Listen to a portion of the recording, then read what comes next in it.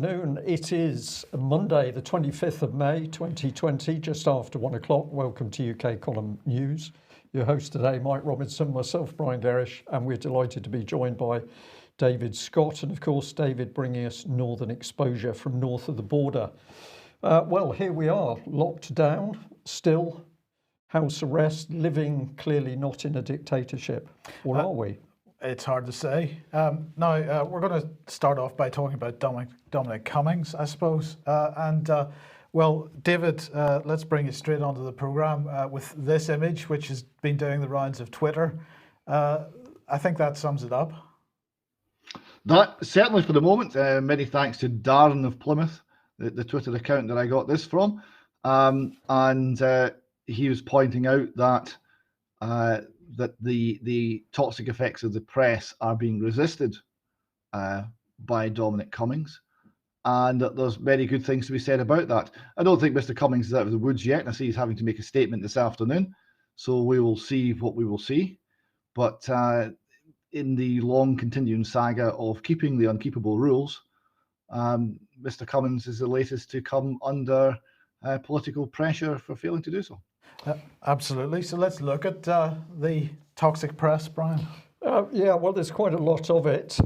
We've got here The Guardian, of course, saying Boris Johnson faces renewed Tory pressure to sack Dominic Cummings. But it isn't just Tory pressure, because it goes on and on. This was just some of the tweets that I looked at. So we've got Nicola Sturgeon here, Simon Hoare MP, Damian Collins, on and on it goes. But a few minutes ago, just before we came on live, this hit the screen. The Guardian, UK coronavirus live, Durham police asked to investigate Dominic Cummings' movements. And so the police commissioner is actually asking the chief constable to investigate Dominic Cummings for his trip up to his parents' place in Durham. But of course, he did actually go and visit elsewhere. This was earlier in the year. But bring you to this article, which is from the Northern Echo, and it's pointing out that GlaxoSmithKline has got its headquarters in Barnard Castle. We're up in the Durham, Middlesbrough sort of area. And what's the significance of this? Well, this is just the place that Mr. Cummings happened to go to. We're not saying he went to Glaxo, because this is not known, but it's rather strange that he went to this particular location unless he was breaking lockdown in order to go to one of the National Trust properties at Barnard Castle. Well, indeed, Barnard Castle itself. We need to remember that Dominic Cummings has been participating in the secret SAGE meetings. This was an old Telegraph article before we knew who sat on the SAGE board. But apparently the government doesn't want to say why Dominic Cummings was at Barnard Castle. Now, was he there because there was a deal done between GlaxoSmithKline and Sanofi, because they're going to work do some work in the COVID-19 vaccine field? So was he there to help that along, or did he just break the rules to go to the castle with his family? We don't know, but it's worth asking. And we just like to point out that Craig Murray, who's under a lot of pressure at the moment, also thinks there's a lot of questions to be asked about why Mr. Cummings was that far north. So, David, I don't know whether you'd just like to comment on that very briefly, but who is this spin doctor? What does he actually do in government? I think he's very important, because my personal opinion is that he's helping the government repurpose itself, and they don't want to lose him. But maybe he's just a magician. Well, this is the thing. We don't know.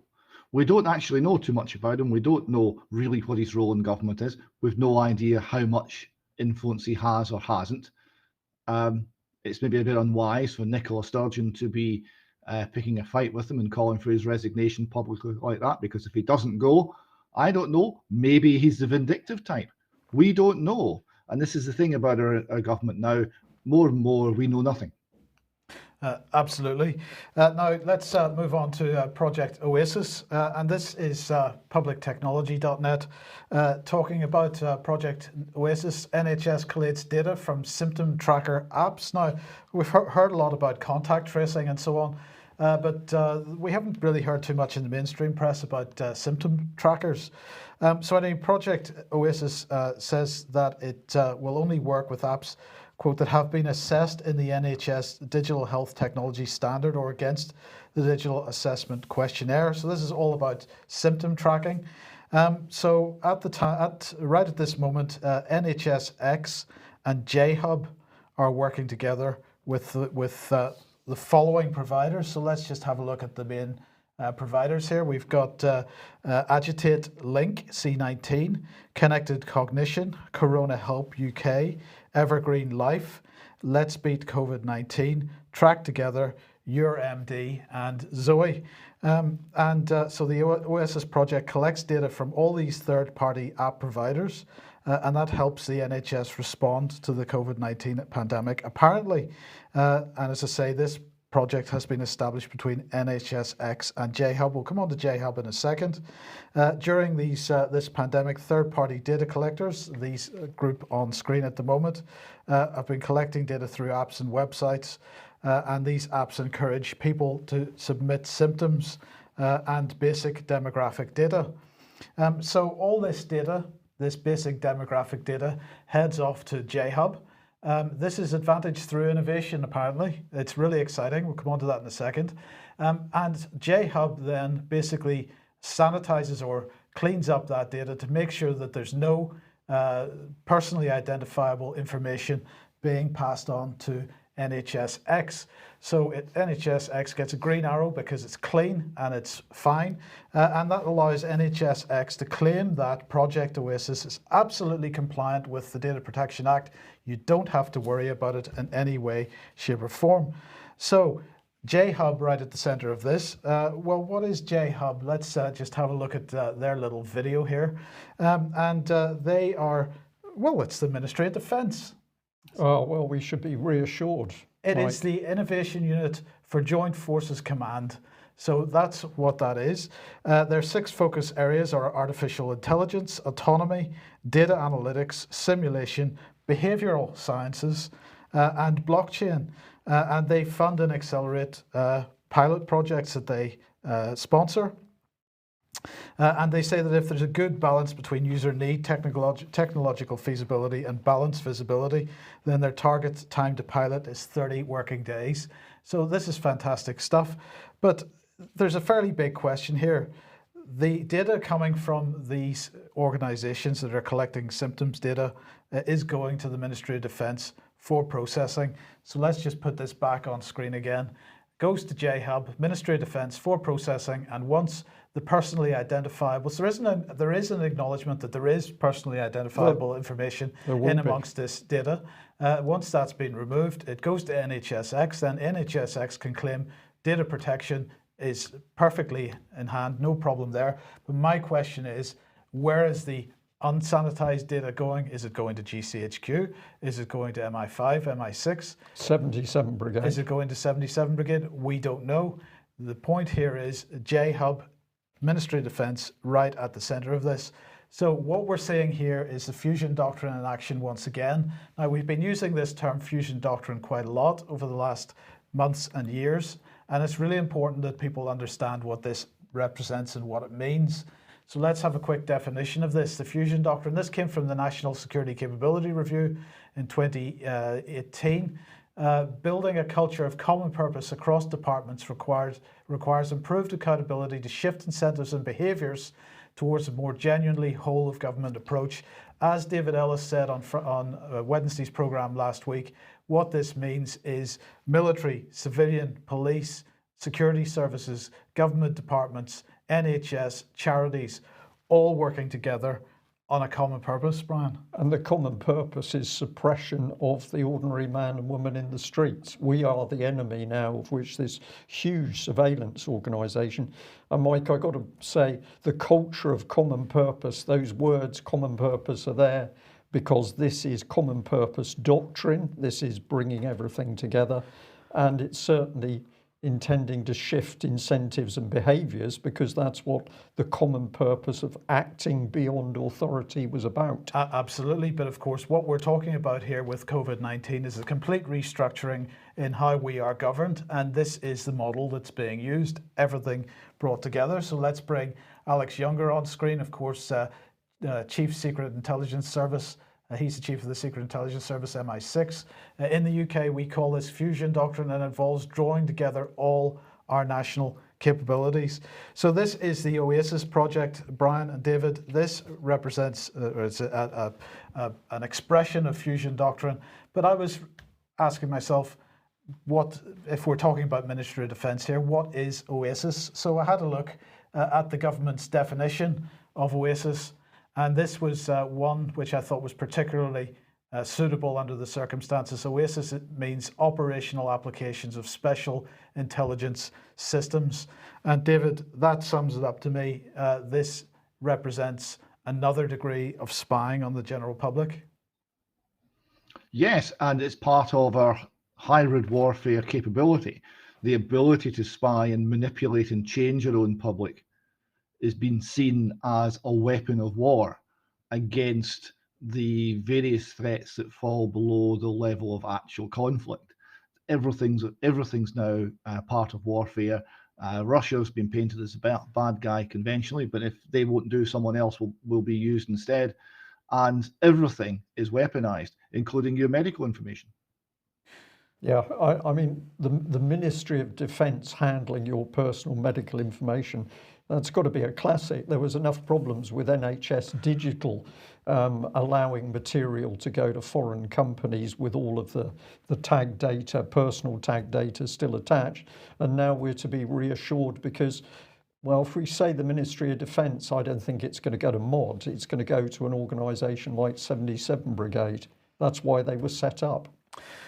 So, of course, we're not going to get fully out of lockdown, we're told, until there's some kind of vaccine or cure for COVID-19. So let's bring on Professor Adrian Hill. He was speaking to The Telegraph, reported in many other media outlets, but I just thought this quote was so spectacular that it needed to be discussed here.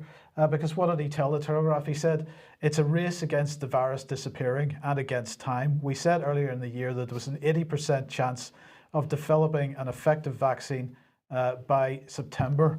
And he went on to say, but at the moment, there's a 50% chance we'll get no result at all. We're in the bizarre position of wanting COVID to stay, at least for a little while. So he's basically saying that the virus is drifting away, disappearing of its own accord. Effectively, most of our medical advisors believe that we have reached herd immunity already. Therefore, it's disappearing, but it's disappearing too fast for these guys to develop a vaccine from. So, you know, it's very difficult to test a vaccine if you've got nobody to test it on, and so on. So this is quite an incredible situation, David, where the medicos are actually demanding COVID to stick around because otherwise they can't compulsorily vaccinate us all. If it wasn't for the compulsory house arrest that we're all under, it would be the funniest thing of the year that he actually said that. He actually said, oh no, we're not going to be able to develop a vaccine because the virus is going to go away. Oh dear. Yeah. Did he? maybe it was quote mined. Maybe he's not as lacking in insight as that, but it was a very funny piece. Absolutely, and it gets better because this morning Stephen Riker from SPI-B. Now, if you remember, a couple of weeks ago, we were talking about this subgroup of SAGE, which is all about behavioural psychology and so on, and applied behavioural psychology. And they had been given advice to the government, if you remember. Well, he was tweeting this out this morning about Boris's live stream from last night. As one of those involved in SPI-B, the Government Advisory Group on Behavioural Science, I can say that in a few short minutes tonight, Boris Johnson has trashed all the advice we have given on how to build trust and secure coherence to the measures necessary to control COVID-19. And he said, to be open and honest, we said trashed. Respect the public, we said, trashed. Ensure equity so everyone is treated the same, we said, trashed. Be consistent, we said, trashed. Make clear we're all in it together, trashed. Well, are these the things that SPI-B said? Because I don't think they are. If I remember reading the document, Brian, SPI-B said that a substantial number of people still do not feel sufficiently personally threatened. The perceived level of personal threat needs to be increased amongst those who are complacent, using hard-hitting emotional messaging. And they were arguing for the media to be used in order to increase levels of personal threat, in order to create social disapproval amongst communities, to increase a sense of responsibility to others. So I'm not certain that there's too much about being open and honest or respect of the public going on in what they actually published in their document, Brian. Well, I have to agree with that, because we put out that information exposing that initially. But of course, part of the problem is all of these discussions are carried out in secret, behind closed doors. The public has no idea what was and wasn't discussed. And you could say it's possible that maybe somebody did use some of these phrases, but clearly the government hasn't acted on it. We're now in a dictatorship. It's a secret state. Decisions are made behind closed doors, and we're put under house arrest in UK by, as you would say, David, a government of occupation. These people are getting very, very dangerous. But we don't need to worry, Brian, because good news, SPI-B is going to be publishing an ebook initially, and then it'll become a hard copy book. Together Apart, The Psychology of COVID-19. So Stephen Riker tweeting out today this morning, we submitted the manuscript of our book on the psychology of COVID-19. It will be available in a few weeks, first as a free ebook and then as a hard copy. We explain the importance of underestimating and harnessing group psychology in dealing with the pandemic. Understanding. We explain the importance of understanding. Sorry, right. Yes, indeed. So, David, group psychology, that's another aspect of our future governance. Oh, yes, group psychology and fear. And just to come back briefly to the Fusion Doctrine, this is Sir John Elvidge's Scottish model of government applied to the whole of the UK. We are the testing ground. The Scottish model of government, or SMOG, was the removal of departmental boundaries as functional features, and joined up government to the ultimate degree. And even Sir John Elvidge now himself is recognising that this essentially has drastic unintentional consequences. In Scotland, it transformed the third sector from a charitable sector to an extension of the state, to an extension of a spying operation on the people and a psychological operation on the people to roll out government policy, which, if properly explained, would have been hugely unpopular. It essentially corrodes and degrades everything it touches. It's a very, very dangerous policy. Very dangerous, but luckily there are a few people awake. Have a look at this UK civil service tweet, which of course has been removed pretty quickly. It says, arrogant and offensive. Can you imagine having to work with these truth twisters? Now, this was put up after Sunday's government report on COVID.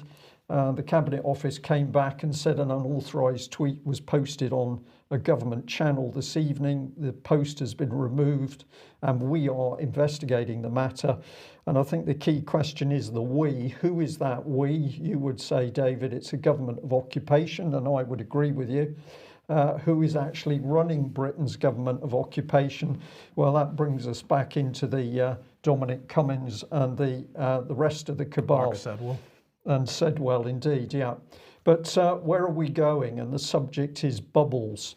Now, bubbles have been talked about in quite a few articles. We've got one here from The Guardian a while back. It was also discussed on LBC Radio, many other places. Here's the Daily Mail. Britons could finally see their grandparents, family or friends, and weddings could be back on under bubble socialising that could start from next month.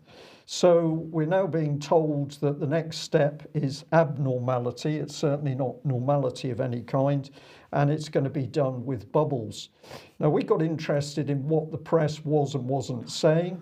I've put up a big block of text here about social and family contacts. And what interested me was that although SAGE gets mentioned in this part of the article, it's also referring to the New Zealand model of household bubbles. Let's have a look at that. This could be based on the New Zealand model of household bubbles, where a single bubble is the people you live with. As in New Zealand, the rationale behind keeping household groups small is to limit the number of social contacts people have, and in particular to limit the risk of inter-household transmissions. So it's pretty clear that we're headed into dangerous territory with this. If we're already under house arrest at the moment, it doesn't appear to be going to get better. So here's the Telegraph, and this is much more recent. This is the 24th of May. Greater social contact to be allowed. Boris Johnson suggests the hinted easing of restrictions could include meetings between more than 2 households. So my goodness, you've been well behaved, Mike. You're going to be allowed to visit other households. Well, maybe not. So this is a bit of the detail on it. He said less draconian measures, which could include more mixing between households in the coming days. And it's all part of the government's roadmap for lifting the lockdown, and it raises the possibility of bubbles of social contacts once England moves to step 2. Now, you put up that diagram a few days ago, Mike, and where are we at the moment? Well, Boris made it absolutely clear when he launched his traffic light system, that DEFCON system, whatever you want to call it, that we were at level 4 and that we were going to be moving towards level 3. So it wasn't a one step at a time thing. You move one step to level 3. No, there's multiple steps between each of these levels. So there's no prospect of us moving towards level 2, certainly before the end of the year. Before the end of the year. And at the end of the year, then, we may be allowed to operate in bubbles. So freedom has gone. UK no longer a free nation in any shape or form. We can see it in front of our eyes. But where are the bubbles coming from? This is where it gets interesting. So we'd like to introduce you to Mr. Bubbles. And here he is, per block. And where does that bring us to? Oxford University. Well, who's surprised about that? And the Department of Sociology. And this is an extremely bright young man who's into mathematical social modelling. And he's been doing some very interesting things, as you will see. Let's look at him a bit more closely. He says it's important to take a common sense approach that factors in the reality of human behaviour. That's encouraging. A 10-person bubble could work just as well as New Zealand's conservative version, but only if those people live otherwise fully isolated lives. So you're going to be allowed to see a few relatives in your bubble, but otherwise you're going to lead a fully isolated life. Adding 9 people to your network rather than 1 or 2 increases the chances of someone being contaminated at the store or someone breaking the agreement and damaging the bubble's integrity.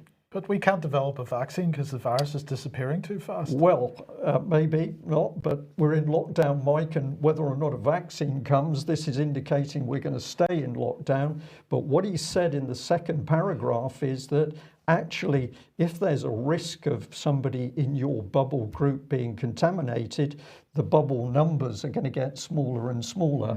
And we have a medical expert who's saying if you follow the mathematical modelling to its proper conclusion, you're still not going to be able to see anybody, because the greater the number of people in your bubble, the greater the chances that somebody's going to get the virus, unless, as you say, it's disappeared.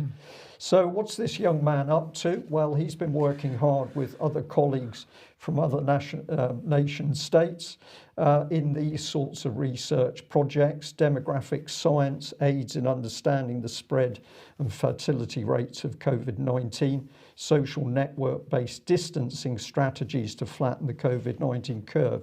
Now that one is the bubble work, but there's plenty more. What we don't know at the moment is who's been paying for these studies. So if any of our viewers and listeners can help us with that, who has been paying Oxford University to do these studies? They will not have been cheap. But who has Per Block been working with? Well, these are some of his colleagues. We've got an Isabel J. Rabe of the University of Zurich, Marion Hoffman from Zurich, and Jennifer Beam Dowd also the University of Oxford. And this is part of the social distancing abstract. I know there's a lot of information there. The only bit you really need to pick up from it is it's talking about aiding compliance in a post-lockdown world. So this is not about freedom. This is about abnormal practice in keeping people locked up. Sorry, compliance with what in a post-lockdown world? There can only be compliance Compliance if we're to the not bubble system, Mike. right. Compliance to the bubble system. I see. So the new normality is going to be bubbles, which could be very, very small indeed. And if you follow these people through, can we show that they're working with the British government? Well, we can. Here's Isabel Rabb. And she says, who would have thought that one day a piece of my work would be discussed in a briefing by the UK Parliament? And here is post-UK Parliament with the details of the report, which is proposing the long-term use of these bubble groups. And if you look at that report itself, although this is going back to the beginning of May, you can see that they, without any problem at all, were realising that things were going to be abnormal until November at the latest. So your comment about the end of the year, Mike, fits the bill. And if we have a look at the other lady that Per Block was connected with, this is Marion Hoffman, and she says today one of my scientific works ended up on the front page of CNN, right next to the picture of Trump. I'm both proud and very amused. So this is about bubbles and social distancing. It's coming out of Oxford University, but apparently we're now conning the Americans again about denying them of liberty on the basis of what takes place in Oxford University. But to be fair to this lady, she also retweeted this. And what she was pointing out is they'd also been studying the mental health effects of long-term lockdown. And in the graphs there, it's clearly showing major effects on people's mental health. And it referred through to a much bigger study. And I'm sorry, it's not very clear. That was the best graphic I could get. But this is a really big study of the dangers of not only COVID on the left in the bluey purple cover, that's the deaths. But on the right in the orange at the bottom of your screen, you've got all the adverse effects of lockdown, including depression, anxiety, stress, suicide, and a massive increase in child abuse, which we hope to talk about this coming Wednesday. So have the British government been taking any notice of these warnings, Mike? I don't think so. Has the press and the BBC been warning about the real effects of lockdown? No. So we've got the bizarre situation while SAGE and the Behavioural Insights team, as you say, have been ramping up the fear of COVID-19. We've got this Oxford University group warning about the dangers to mental health. David, I find it pretty difficult to believe that government isn't paying attention to this stuff, and it becomes difficult then to think any different than this is intentional. It's paying attention to it because very largely it will be funding it. It's putting it into papers, it's discussing it at cabinet meetings. It's most certainly paying attention. Now, here's the question.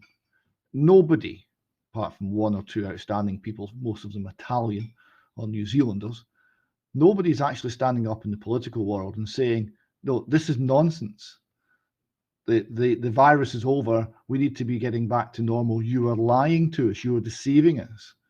And that's the message that needs to be put forward. Now, there's no hint of any of that coming forward in the rooms in which these decisions have been made, and therefore we're just getting intellectual cover for a decision that's being made for other reasons. This is intellectual cover for the elite, intellectual cover for a totalitarian state. It needs the intellectual cover in order to persuade the people to consent to this.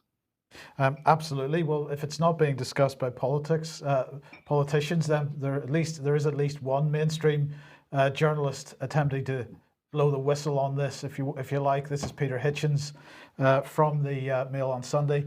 We'll never get out of this now. He's talking about the lockdown. It will go on forever. We will not be free people again. He said, I hate this word lockdown because it does not seem to me to be fitting to describe free people in a free country. But we are no longer such people or such a country. We've become muzzled, mouthless, voiceless, humiliated, regimented prisoners. That's pretty strong, and I think absolutely on the money, David. Absolutely on the money. The reason he objects to the word lockdown is it comes from the United States penitentiary system. And this is how you punish inmates if they riot, is you keep them in their individual cells for very prolonged periods. And that is exactly what is happening here. And by the use of this word, that he sees that our nation, our people, are being seen as inmates, and our country has been seen as a prison.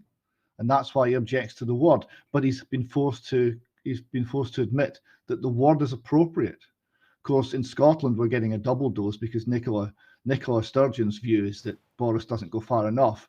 So we've got our own word, which is jockdown. And we're just getting everything that you're getting and a little bit more besides. But Hitchens is quite right. We have become a nation of prisoners. The love of freedom, the love of liberty has been surrendered almost without a word. Yeah, well, now last week we were talking about Tobias Elwood, who of course serving with, well, at least as a reservist with 77 Brigade, while he's also the chairman of the Defence Select Committee, which is supposed to provide oversight on 77 Brigade's activities. Not quite clear how that can be the case. But anyway, yesterday he was tweeting this out: government is entering the most complex phase of biggest emergency since World War II, but the ship is being blown off course. Time for a formal address from the captain offering firm leadership, command and control, resolve setbacks, reunite collective resolve, and rebuild mission focus. What fascinated me here, David, was he isn't saying that the pandemic is entering the most complex phase of the biggest emergency since World War II. No, he said government is entering the most complex phase of the biggest emergency since World War II. I think he's not referring to coronavirus or COVID-19. He's referring to the restructuring of our governance, and that this is the critical phase. If people don't get to grips with what's going on with the restructuring of government now, and they leave it a bit longer, it's going to be too late. Because fusion will have already happened, Mike. That's the answer to that. Absolutely.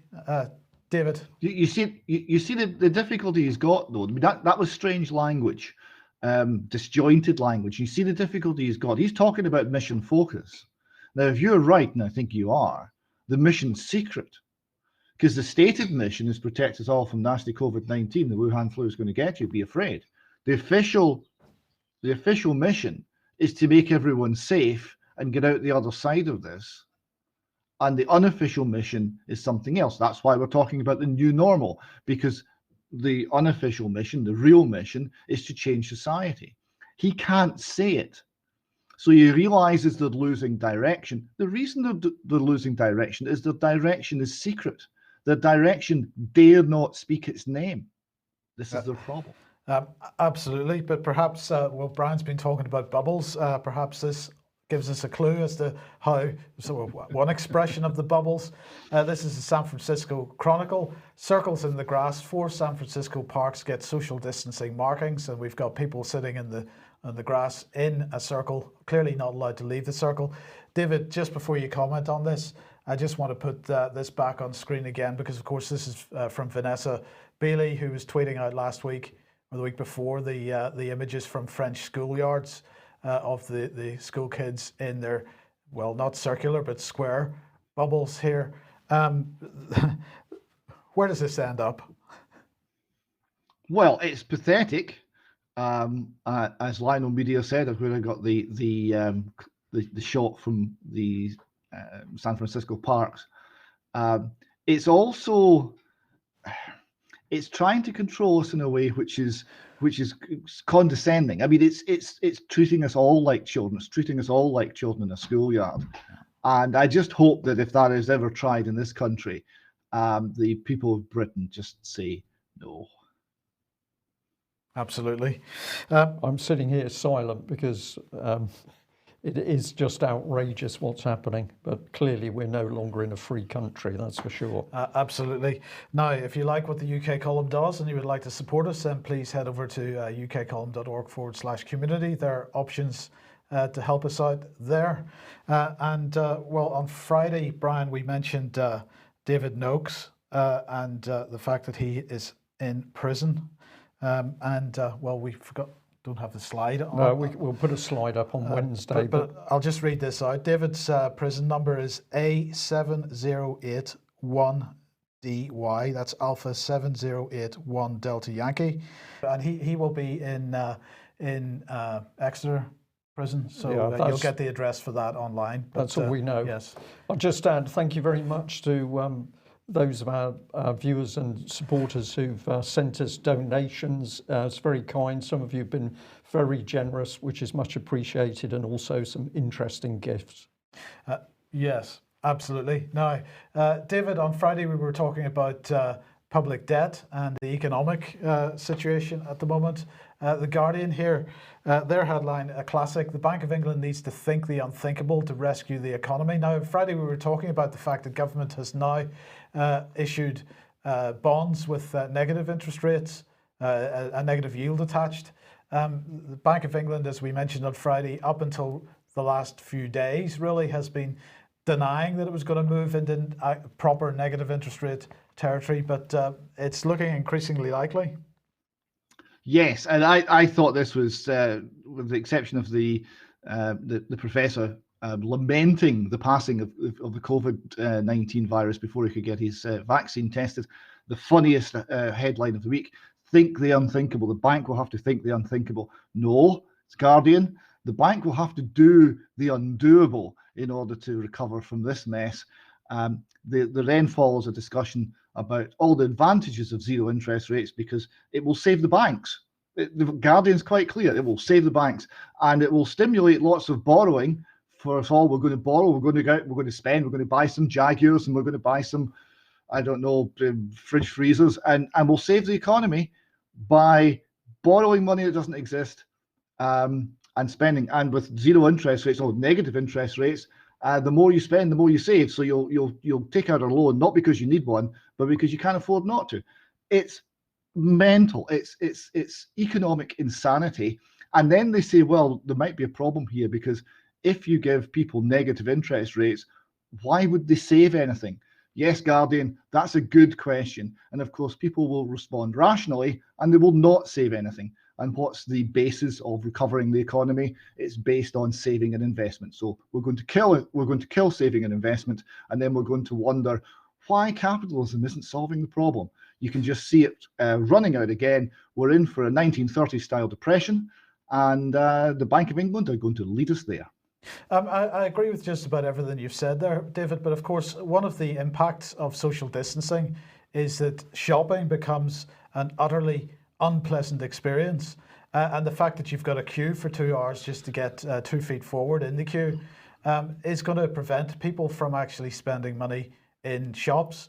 So what are we going to do with our money? Well, I think it's probably good if you're called Amazon.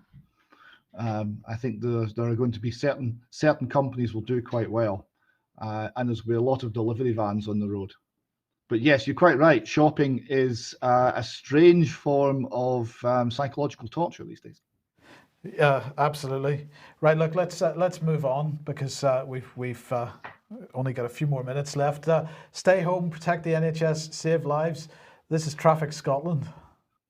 Traffic Scotland used to they be. Don't seem to have they don't have the new buzzwords, the new lines. No, that's in England. We're not having any of your fancy English buzzwords in Scotland. This is they actually changed it this morning, but up until this morning, stay home, protect the NHS was still the official line in Scotland. And this is an organisation that used to put out traffic reports and had a large following online because if you wanted to know where the traffic jams were, you could go on and they would tell you, and it was very useful. and they're now putting out government propaganda. And the piece of text which was on the screen there is them asking people not to debate politics on their site because they're non-partisan and they're not political. So they're operating as a political mouthpiece and propaganda agency, and then complaining when the public answer them with political comments. So they're toiling to find a new role in the strange new Scotland. Now, on the subject of strange, this next one, I want to warn viewers, this one's quite creepy. Let's watch it. The children of Scotland would like to say thank you to Nicola, our First Minister of Scotland. We are so grateful. Thank you for always Keeping us safe, working so hard. for being strong for us. Thank you for caring for every individual life and for always thinking about the children of Scotland. Thank you, Nicola. Thank you. Thank you. Thank you. Thank you. Thank you, David. STV News. Welcome to North Korea. That was STV News put that out. There are almost no words. It was actually painful to watch that again. I was cringing, as you no doubt saw. The North Korean link has not gone unnoticed, however. It keeps coming up in the reports on this piece of video. David, that is child abuse. Those children have been groomed and used for blatant political purposes. That's abuse. Yes, absolutely. It is abusing children for political purposes. Yes, for political gain and to praise a dear leader. It is genuinely North Korean. So here you see the Times reporting STV clip praising Sturgeon as compared to North Korea. And also we've got the Express and Daily Business. It's actually going around the world. It's so bad. It's like a lot of the things the SNP does. It actually brings international ridicule. So it's Scotland's #1 in something these days. And again, Nicola Sturgeon, the video removed after viewers compared it to dictator Kim Jong-un, or Kim Jong-nip, as she's now being called increasingly north of the border. So I was just getting over that when I came on The National. Now, The National is like Pravda for Scottish people. It's very, very pro-SNP to an embarrassing degree. And this was what they're calling news. Nicola Sturgeon's 21st birthday message boosts students' spirits. And it goes on to say, Mum Margaret said Nicola's positive words boosted spirits for the family who've been disappointed to cancel Kirsty's planned celebrations with family and friends. So this is the dear leader reaching down to the ordinary people, the humble people like you and me, and enlightening someone's life. This is totalitarianism. This is the dear leader, the cult of celebrity applied to politics. This is North Korean. Okay, now let's move swiftly on to sex education. And you were talking about this last week to some degree. Yes, I just wanted to follow up on that. I came across this document. This is the World Health Organization. So it's the same organization that's going to chart our way safely through COVID-19 and that we have to listen to, and whose every word is basically written on tablets of stone. This lot produced 10 years ago, and this had a major impact all around Europe, the standards for sexuality education in Europe, a framework for policymakers, educational and health authorities, and specialists. And particularly, they've got part 2 called the Sexuality Education Matrix, back to the Matrix again. And I've got a little extract here, and I'll try and say the words because it's quite difficult. This is for children 0 to 4. This is for 0 to 4-year-olds under sexuality. The main topic is enjoyment and pleasure when touching one's own body, early childhood masturbation, discovery of own body and own genitals, the fact that enjoyment of physical closeness is normal and part of everyone's life, tenderness and physical closeness as an expression of love and affection. Is this not child grooming? 0 to 4. This is what the World Health Organization is putting out, and governments, Scotland, Ireland, England, Germany for sure, all around Europe followed this. This is why we're having our children corrupted, because the World Health Organization says do it, and our politicians say yes, sir.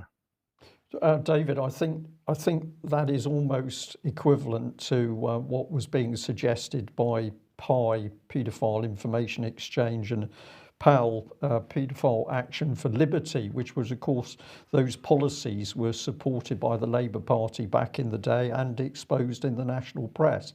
So these people haven't gone away. They're just trying to push this policy through by another route all these years later.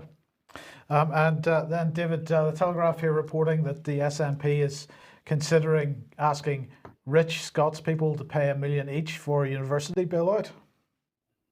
Yes, we're now casting around desperately to find a solution to the fact that the universities are grossly underfunded and that the various promises made by the SNP over the years can no longer be afforded, and the whole system, which is an enormous education bubble, is collapsing. Now, none of the mainstream press carried any decent analysis on this, but one of the blogs did. This is Lily of St Leonard's, also known as Effie Deans. Anyone who knows Twitter might recognise that name. She is, in fact, a Scottish academic, and she put a very good blog entitled "Universities Need to Learn to Survive COVID." Final paragraph of which I'll read in full because it's excellent. Universities have been running a Ponzi scheme. We get ever more students to pay ever more money for a degree that is ever more useless in order that ever more academics and others can be employed.